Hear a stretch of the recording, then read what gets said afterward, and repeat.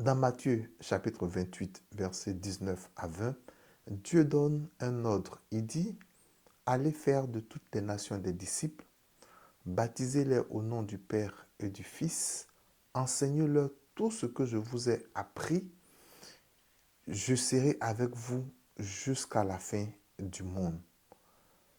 Plusieurs leçons sont à retenir. La première leçon, c'est que Dieu donne un ordre. Or, dans le psaume 46, verset 8, Dieu se révèle comme étant le Dieu des armées. Et dans une armée, lorsqu'un ordre est donné, l'ordre ne se discute pas, il s'exécute. Donc, ce n'est pas un choix pour un chrétien. Tout chrétien a l'obligation d'être promoteur du royaume, d'être promoteur de l'évangile. Donc, en tant que chrétien, nous sommes tous des évangélistes. Lorsque Dieu donne un ordre comme celui de faire de toutes les nations des disciples, il le donne aux chrétiens, mais pour impacter les non-chrétiens.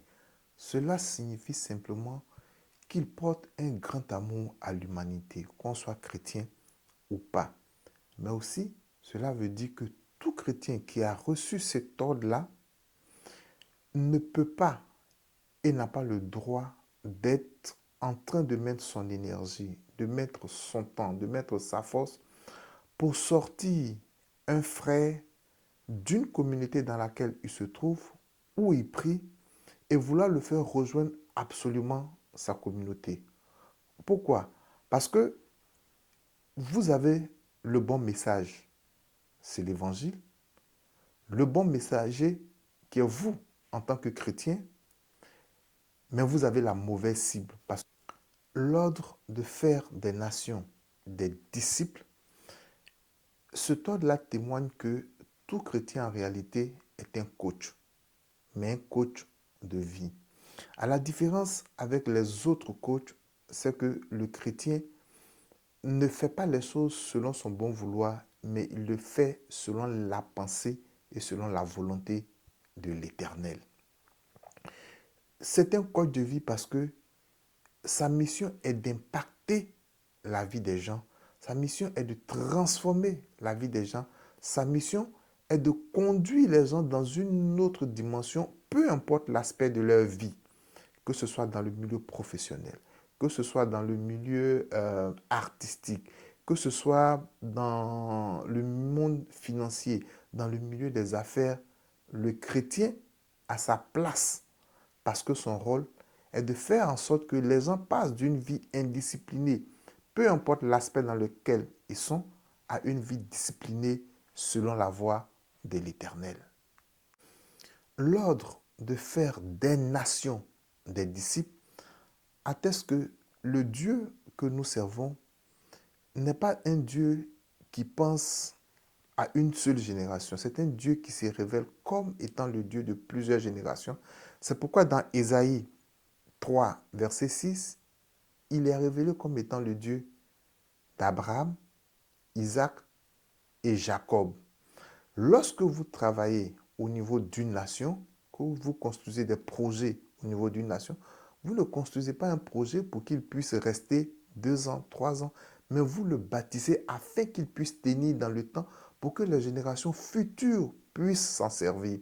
Donc lorsque Dieu nous demande de construire, de bâtir, d'impacter des vies, c'est en fait dans le but que ces vies-là puissent aussi impacter d'autres vies jusqu'à impacter les vies qui viendront plus tard. Donc, c'est un Dieu qui pense en termes de génération.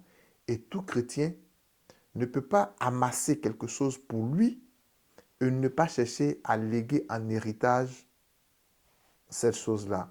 Il doit penser aussi en termes de génération comme son père pense. Lorsque Dieu nous envoie pour annoncer l'évangile et qu'il dit, je suis avec vous jusqu'à la fin des temps, il veut nous donner l'assurance qui nous accompagne, nous les chrétiens, dans cette mission qu'il nous donne. C'est pourquoi il dit, heureux les pas de ceux qui annoncent l'évangile. Mais en même temps, c'est une mise en garde à l'égard de ceux qui ont tendance parfois à insulter, à brimer ou à injurier ceux qui annoncent l'évangile. En réalité, ce n'est pas celui qu'ils voient qu'ils sont en train d'injurer.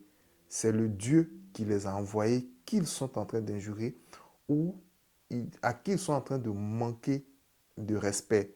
Parce qu'il dit qu'il est avec eux, qu'il est avec ces chrétiens qui annoncent l'évangile.